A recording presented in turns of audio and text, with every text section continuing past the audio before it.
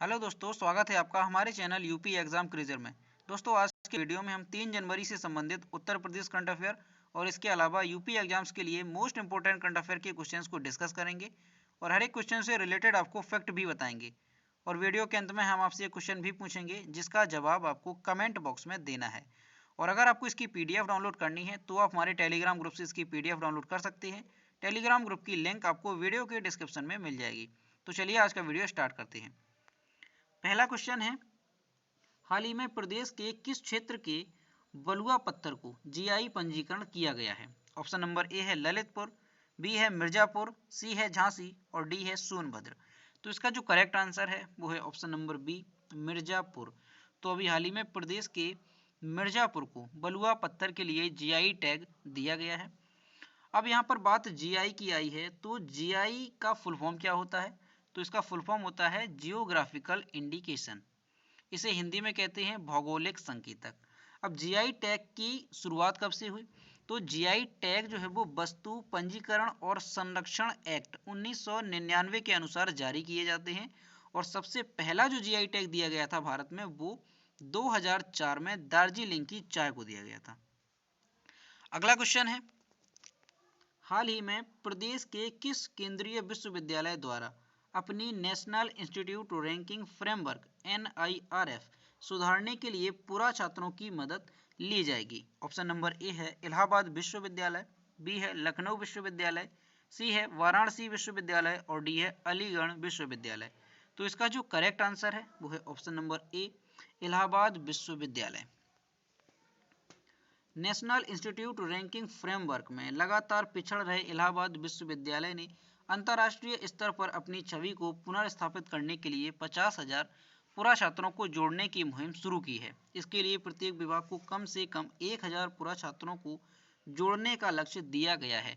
तो देखिए, जो इलाहाबाद विश्वविद्यालय है उसकी लगातार रैंकिंग गिरती चली जा रही है और इसी को सुधारने के लिए जो इलाहाबाद विश्वविद्यालय है उसने जो पुराने छात्र हैं इलाहाबाद विश्वविद्यालय के जो कि ऊंचे पदों पर हैं और देश विदेश में हैं, तो उन्हें जोड़ा जाएगा और इसके लिए 50,000 छात्रों को जोड़ा जाएगा। फिर उनसे इस पर चर्चा की जाएगी कि किस तरह से इलाहाबाद विश्वविद्यालय को जो है अच्छी रैंकिंग दी जाए। न सिर्फ भारत बल्कि विदेशों में भी इलाहाबाद विश्वविद्यालय के पूरा छात्रों का परचम लहरा रहा है। अब इन्हीं छात्रों की मदद से रैंकिंग की सीढ़ी चढ़ने की कवायद भी होगी। पूरब का ऑक्सफोर्ड के रूप में अपनी पहचान स्थापित करने वाला इलाहाबाद विश्वविद्यालय NIRF रैंकिंग में टॉप 200 की सूची से भी बाहर हो चुका है। तो जो इलाहाबाद विश्वविद्यालय है वो NIRF की एक रैंकिंग जारी हुई थी, उसमें टॉप 200 की सूची से भी बाहर हो चुका है। इलाहाबाद विश्वविद्यालय की स्थापना हुई थी 23 सितंबर 1887 को। अब देखिए, यहाँ पर जो केंद्रीय विश्वविद्यालय की बात आई तो केंद्रीय विश्वविद्यालय से संबंधित कितने क्वेश्चन बन सकते हैं? तो उत्तर प्रदेश में कुल कितने केंद्रीय विश्वविद्यालय हैं? तो 6 हैं टोटल। कौन कौन से हैं? बनारस हिंदू विश्वविद्यालय जो कि वाराणसी में है, और दूसरा है अलीगढ़ मुस्लिम विश्वविद्यालय जो कि अलीगढ़ में है, और तीसरा है डॉक्टर भीमराव अंबेडकर विश्वविद्यालय, ये कहाँ पर है? ये लखनऊ में है। चौथा है इलाहाबाद विश्वविद्यालय जो कि इलाहाबाद में है, और पांचवा है राजीव गांधी राष्ट्रीय विमानन विश्वविद्यालय, ये कहाँ पर है? ये रायबरेली में है। और आपका अंतिम जो है रानी लक्ष्मीबाई केंद्रीय कृषि विश्वविद्यालय, ये कहाँ पर है? ये झांसी में है। तो उत्तर प्रदेश में कुल 6 केंद्रीय विश्वविद्यालय हैं, जिसमें से इलाहाबाद जो विश्वविद्यालय है इसकी सुधार के लिए पुराने 50,000 छात्रों को जोड़ने की मुहिम शुरू की गई है। अगला क्वेश्चन है, हाल ही में किस राजनीतिक दल द्वारा प्रदेश में सेल्फी विद सरकारी स्कूल अभियान शुरू किया गया? ऑप्शन नंबर ए है BSP, बी है SP, सी है आप और डी है BJP। तो इसका जो करेक्ट आंसर है वो है ऑप्शन नंबर सी, आप यानी कि आम आदमी पार्टी। शुक्रवार को नए वर्ष के पहले दिन ही सेल्फी विद सरकारी स्कूल अभियान शुरू किया गया है। इस अभियान के तहत प्रदेश के सभी जिलों में कार्यकर्ता सरकारी स्कूलों में जाकर सरकारी स्कूलों के साथ सेल्फी ले रहे हैं और उसकी हालत दिखा रहे हैं। तो आम आदमी पार्टी द्वारा इस अभियान को शुरू किया गया है और उत्तर प्रदेश के सभी सरकारी स्कूलों में जो कार्यकर्ता हैं वो जा रहे हैं और सेल्फी लेकर के स्कूल की दशा दिखा रहे हैं। अगला क्वेश्चन है, हाल ही में प्रदेश की अनुमेहा तोमर द्वारा मिसेज इंडिया ऑस्ट्रेलिया 2020 खिताब जीता गया। इनका संबंध किस जिले से है? ऑप्शन नंबर ए है झांसी, बी है कानपुर, सी है गोरखपुर और डी है लखनऊ। तो इसका जो करेक्ट आंसर है वो है option number C, Gorakhpur. Gorakhpur की बेटी अनुमेहा तोमर ने अंतर्राष्ट्रीय फलक पर भारत का परचम लहराया है। अनुमेहा ने 31 दिसंबर की रात सिडनी में आयोजित राजसूरी मिसेज इंडिया ऑस्ट्रेलिया 2020 का खिताब जीता है। उन्होंने यह उपलब्धि प्रतियोगिता में मिले टास्क को बखूबी अंजाम दिया है। अनुमेहा तोमर ने बताया कि उनकी स्कूली शिक्षा HP चिल्ड्रेन एकेडमी एवं लिटिल फ्लावर से पूरी हुई। दीनदयाल उपाध्याय गोरखपुर विश्वविद्यालय से कॉमर्स में स्नातक करने के बाद बेंगलुरु से मार्केटिंग एवं फाइनेंस से MBA किया। इसके बाद 6 वर्षों तक रियल एस्टेट के क्षेत्र में काम किया। तो गोरखपुर की अनुमेहा तोमर ने अंतर्राष्ट्रीय फलक पर जो ये खिताब है ऑस्ट्रेलिया 2000 खिताब का जीता है इन्होंने, मिसेज इंडिया अवार्ड। और यहाँ पर आप देख सकते हैं इमेज में ये हैं अनुमेहा तोमर जिन्होंने मिसेज इंडिया ऑस्ट्रेलिया खिताब 2020 जीता है। अगला क्वेश्चन है, जनवरी 2021 में steel authority of India limited की पहली महिला प्रमुख के रूप में किसने पदभार संभाला है? ऑप्शन नंबर ए है अमीरा शाह, बी है वंदना लूथरा, सी है सोमा मोंडल और डी है निशा गोदरेज। तो इसका जो करेक्ट आंसर है वो है ऑप्शन नंबर सी, यहाँ पर करेक्ट हो जाएगा इसका सोमा मोंडल। सोमा मोंडल ने steel authority of India limited की पहली महिला प्रमुख के रूप में पदभार संभाला है।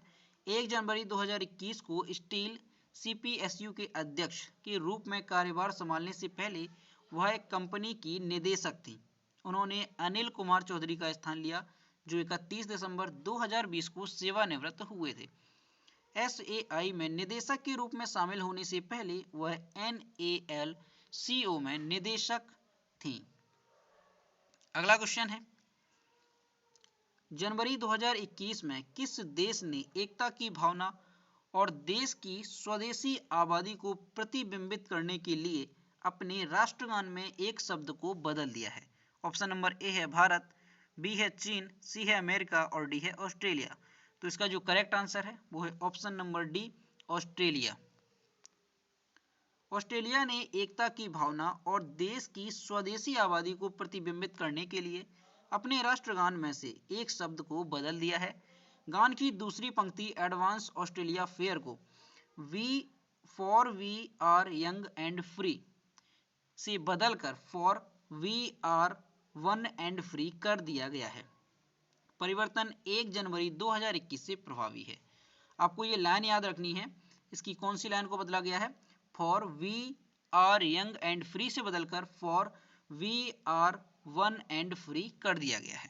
अगला क्वेश्चन है, लापता बच्चों का पता लगाने के लिए ऑपरेशन मुस्कान के तहत दिसंबर 2020 में पुलिस द्वारा अहमदनगर जिले में कितने लोगों का पता लगाया गया? ऑप्शन नंबर ए है 980 लोगों का, बी है 1088, सी है 765 और डी है 1500। तो इसका जो करेक्ट आंसर है वो है ऑप्शन नंबर बी, 1088। लापता बच्चों का पता लगाने के लिए ऑपरेशन मुस्कान के तहत दिसंबर 2020 में पुलिस द्वारा अहमदनगर जिले में 1088 लोगों का पता लगाया गया है। बाल अपहरण के 200 मामलों में से 77 बच्चों का पता लगाया गया है। स्थानीय प्रशासन ने लापता बच्चों को बचाने और उनके पुनर्वास के लिए केंद्रीय गृह मंत्रालय की पहल ऑपरेशन मुस्कान के तहत 1 दिसंबर 2020 को अभियान शुरू किया था। अगला क्वेश्चन है, निम्नलिखित में से कौन दुनिया भर में 1 लाख करोड़ का बाजार पूंजीकरण पार करने वाली पहली दोपहिया कंपनी बन गई है? ऑप्शन नंबर ए है बजाज ऑटो, बी है होंडा मोटर कंपनी, सी है TVS मोटर कंपनी और डी है हीरो मोटोकॉर्प। तो इसका जो करेक्ट आंसर है वो है option number A, Bajaj auto. Bajaj auto दुनिया भर में 1 लाख करोड़ रुपए का बाजार पूंजीकरण पार करने वाली पहली दोपहिया कंपनी बन गई है। बजाज ऑटो मोटरसाइकिल का दुनिया का तीसरा सबसे बड़ा निर्माता और 3 पहिया वाहनों का सबसे बड़ा निर्माता है। अगला क्वेश्चन है, आरबीआई ने पूरे देश में भुगतान के डिजिटलीकरण की सीमा को मापने के लिए एक समग्र डीपीआई का निर्माण किया है। डीपीआई में डी का अर्थ क्या है?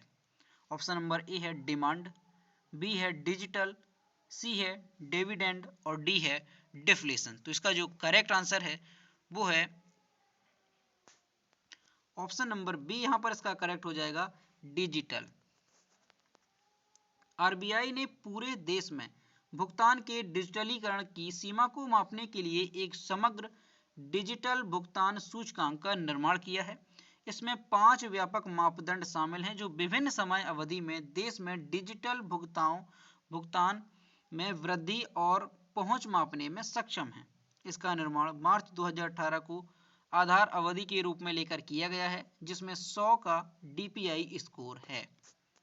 अगला क्वेश्चन है, निम्न में से किस केंद्र शासित प्रदेश को जनवरी 2021 के पहले सप्ताह में अपना मौसम विज्ञान केंद्र मिलेगा?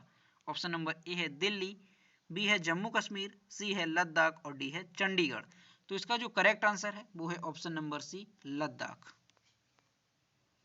केंद्र शासित प्रदेश लद्दाख को अपना मौसम विज्ञान केंद्र मिलेगा जनवरी के पहले सप्ताह में, और लेह में स्थापित होने वाला नया एमसी मौसम का पूर्वानुमान प्रदान करेगा, प्रतिकूल घटनाओं के मामले में चेतावनी जारी करेगा और सभी मौसम संबंधी अनिवार्य कार्य करेगा। ये कहां पर स्थापित होगा? लेह में से स्थापित किया जाएगा।